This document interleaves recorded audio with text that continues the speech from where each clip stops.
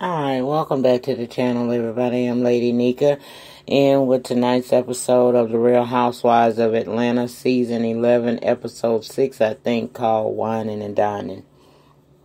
This episode was cute. It probably was, so far, my favorite episode of the season because Charlie been slow rolling, but we gonna get on into it.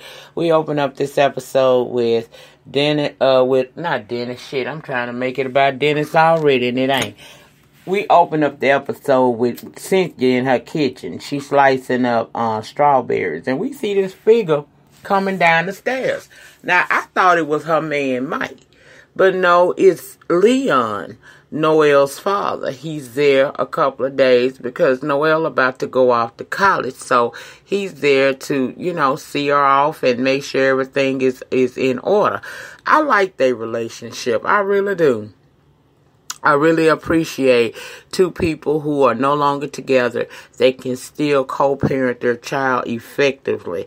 And it seems like they, not only do they do it effectively, but they genuinely have fun with one another when they're around each other, We learned that Noelle is going, I forgot the damn school, but child, she going for dentistry or whatnot. So later on in the episode, we see them all go out for lunch. And Noelle is talking about, the school and the apartment she found off campus. Well, she said she found an apartment that costs just as much as it costs for her to stay in a dorm room. And it's 10 minutes away from the campus. So Leon asks, well, let me ask you this, is that 10 minutes walking or driving? She ain't know, and he knew she ain't know. As he told her, she didn't know. He said he didn't see no reason why she should need a car take her car up there.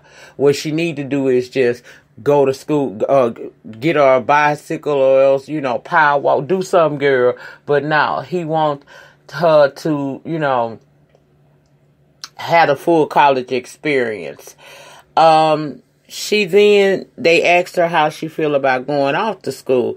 And she's a little nervous. Other people are telling her, about their experiences. But again, that's their experience. And she, anticipating having her own experience. And she's a bit nervous, but she gonna be alright. Again, I love the dynamics of their relationship and how they deal with her. Child, Cynthia was up there finna get a good alcohol on TV. Talking about what's the legal age. I get it though, cause I ain't gonna lie and act like that when my kids turn like 18, 19, when we do our toast at New Year's, that I didn't get him a little bit. I did. But they can't legally buy the shit and they ain't supposed to be drinking it. And he didn't want her to have it, so that was a no-go. One thing I got out of that whole scene, Cynthia, Noelle has been like Cynthia fucking friend all these years, for real. Because you could tell she gonna have a hard time letting that girl go. But it was cute. It was cute. I do appreciate the fact that she acknowledges the fact that Leon is the one that's the more of a disciplinarian than she is. Because Cynthia very lenient. Remember, I went off on her last year for letting that girl go drive the leg with her man. I had an issue with that. Child. But anyway, I guess that's how they doing parenting in 2018. I don't know. I don't. But at any rate, the next scene takes us over to we see Candy and Todd meeting up with Shamari and Ronnie DeVoe. Now, when they sit down, Shamari want to know what did Candy think about her disclosing the fact that she and Ronnie had this open relationship.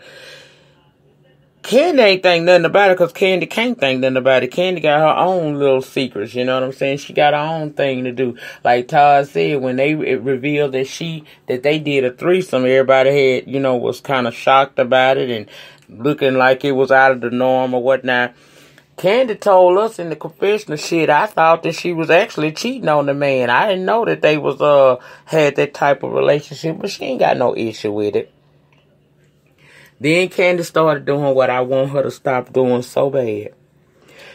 She brings up the fact that she met up with the other girls after the Bailey Q to inquire them how to approach Portia about some information she knew about Portia's man. Shamara said, who, the hot dog man? Mm-hmm, that's him. I wish Candy would leave this alone. I really do. I wish she would leave it alone because it's making her look all kinds of crazy. Now, you say that you only mentioned it because you want her to slow down because you're not certain if he on the up and up.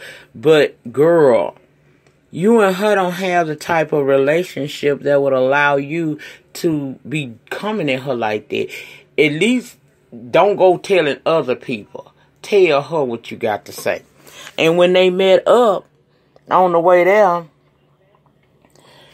Portia say Candy finding such a fault in Dennis buying so much stuff and doing stuff for her because she used to being the one that's always giving to a man. And I said, hold up now, Portia, bitch. I've been riding with you for the last couple of episodes, but we not going to just shade Candy because you do it too. Let's go back. Remember Duke in that party? Molly stuff she was trying to buy that dude and stuff. So she can't say that about Candy unless she shine that spotlight on her damn self. Anyway, when she get to the meeting place, basically this whole conversation went like this. Look, Candy, I know me and you done had our moments, and I don't mind you know, being concerned about me or whatnot.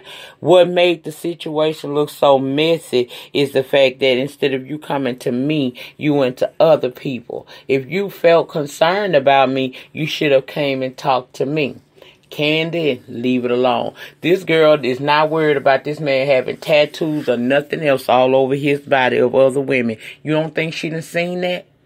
It ain't clicked in her head. She don't feel no certain kind of way about it. So at the end of the day, let her live her life, and you continue to be over there with Todd, living your best good life. Go worry about your little embryos y'all gonna implant in somebody soon. But don't worry about Portia. Let Portia roll on her own. If she fuck it up, let her fuck it up. But I don't think Portia give a damn. Then we see Nene going to visit Tanya, as they gonna call her this season, I guess. Tanya been with her man for 7 years. They've been engaged for 3, and now they, you know, finally finna get ready to get these plans together and get married. She said people been asking them why they hadn't been married, and she said because they were busy working on their individual businesses. They trying to build a foundation before they merge together. But he out of town right now, so Nene invites her and him, because he'll be back, to come out to the Bourbon and the Boobs couples dinner she's having. Cool. Let me see, did I leave anything out? No, I didn't. Let's go to the damn party. We get to the party. It's Candy and Todd. It's Shamari and Ronnie. It's Marlo and some white man, not quite as old as her usual benefactors be. Cynthia brought her friend Marcus because Mike couldn't make it. He's still out of town. Plus, she feel like, you know, this would be a good opportunity because I'm assuming he's a part of her business team that she's put together for this wine bar she want to open up. So, it's all good, you know what I mean? It's all good. They sit down, everybody come. Portia show up with Dennis.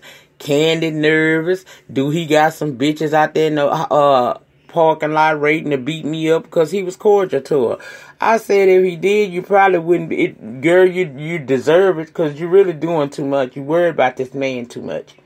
So, we got this girl named Yvonne. I remember this crazy bitch from Bridezillas on WeTV. Child.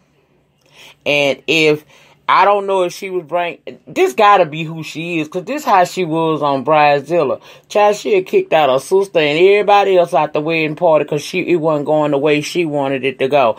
So, what we got tonight out of her, I can honestly believe that that's who she is, okay? She shows up as well with her man. So we all sitting down at the table talking about how we meet. How they met each other. The couples met. You got Nene going all the way around the world trying to explain how she and Greg met. When Candace say, Nene, just say y'all met down to the strip club and got married 6 months later. Shamara say that her and Ronnie met at a club. He grabbed her hand and asked her could he take her to lunch. He shows up at her a hotel room the next day, and they screw. And the rest is history. Okay? Marlo passed. Cynthia, she ain't with her man, so they can't talk. Dennis and Portia. Dennis say that he tried to holler at Portia 2 years ago and she dissed him. But this time she gave him a little conversation, and they've been doing what they do ever since. Okay? Now Portia was saying how cute Dennis looked when he in his little shorts working out or whatever, and Candy over there giving all kinds of twisted faces and whatnot, looking like she constipated and shit. Again, Candy, mind your business. And then we move over. Okay, we learned also that Dennis had supported Michael, Eva's fiance, when he was doing his bout for mayor. So he cool with him or whatnot, and always will be. He said that Dennis supported him when a lot of black business owners didn't. So then we move into talking about different schools, and we find out that Eva and Yvonne went to the same school. But Eva says she don't know this girl, and that's what upset her. Eva said, Yvonne says to her, we know the same girl. So that's why I was kind of taken aback when you came here and said, pleased to meet you, like it was your first time. Eva said, well, I don't remember meeting you. She said, don't you know Tiffany something other? Eva said, yeah, that's one of my BFFs. She's in my wedding. She said, yeah, and that's my best friend too, and we met before. And that's why I was taken aback. Eva said, well, I don't remember you. She said, well, how could you not remember me? I was that bitch on campus. And everybody is looking like, well, apparently you not, girl, because don't nobody remember you, honey. Who was you that bitch for? Exactly. Girl, people was chiming in, trying to bring it to an end. Oh, girl when she first got there, now they already was giving them samples of bourbons and things. Oh, girl wanted to see the entire list, and she had been guzzling. So she's drunk now. Now, she already a rat, but she a drunk rat now, okay? So she telling people to shut the fuck up. It got all uncomfortable and shit. To the point where Nene had to bring an end to that and say her and Greg had a surprise for everybody. Greg stood up, and it's always such a pleasure when we can see Greg on screen and he's not talking about the cancer or looking bad. He looked it nice tonight, and he looked it in good spirits. I really liked it to see that. He said, we having a couples trip. We gonna go somewhere near Destin, but it's going to be announced. We gonna let y'all know, and everybody was happy about that. And the party was over because Charlie shit had got real uncomfortable because Giovanna act like she... or Ivana, whatever the fuck. What I said her name was, Giovanna, child, a girl named Ivana. She had flipped out. I thought I was on Week TV again, the way that girl went off so damn fast. I said, the hell is wrong with her? Just snapped off. Like I said, she ghetto as fuck because she was like that on Bridezilla. But she got worse when you added alcohol, so she was a drunk rat. Very unbecoming to be sitting with them ladies. Now, I know they get down with these ladies, but they don't get like that, girl. You made everybody uncomfortable at the table. Anyway, the final scene of the night has us with Portia and Dennis. It's his birthday. And she got the chef in there doing his thing. And he comes in and she hugging on him, giving him champagne. He noticed her champagne looked different than his. She said, oh, it's a different brand from yours. And then they sit down so she can present him with some gifts for his birthday. And when she gave him the gifts, the first box he opened contained a baby shoe. He wasn't getting it. So he opened up the second box. It's a baby outfit, like a onesie. He ain't get it. He ain't get it till she said, I'm pregnant. And he got so overwhelmed that he began to cry. And he just was saying, like, you ain't shit for this one. He was excited. And I was happy for her. Because we all know that ever since we met Portia on this show when she was back with Cordell, there has been a desire of hers to have a child. And now it's coming to pass. Not only did she get her man, she is now getting her a baby in the mix. And I wish her nothing but happiness going forward. But that was the end of the Real Housewives of Atlanta tonight. Video was kind of short because, child, it wasn't that much to really discuss. I mean, I could have drug it, but I don't feel like it because it's 3:33 a.m. And I need to try to lay down and relax my mind, stop stressing myself out. Everything gonna be all right in the long run. But anyway, that's it. That's all. Y'all get down in the panic section. Tell me, do you remember Yvonne, Yvonne from over there on WeTV? Tell me, do y'all remember her on Bridezilla when she had put her whole wedding party out, including her sister, because things wasn't going her way? I remember her because, baby, I was a Bridezilla fan, for real. I really think my daughter gonna be one next year. I'm hoping not, but child, we gonna see. Anyhow, let me know what else you felt about tonight's episode down in the panic section, and we will reconvene again once more down here on these YT streets on tomorrow. If not, I will see you guys again Tuesday. Remember, the depth of your struggle will determine the height of your success. In the meantime, in between time, please remember to rate the video because ratings get me recognized on these YT streets. Comment down below in the panic section. Tell me what's on your mind, child, about this episode. Do you agree with me that Candy might need to just chill? I ain't saying that she necessarily being messy, even though a part of me feel like she is.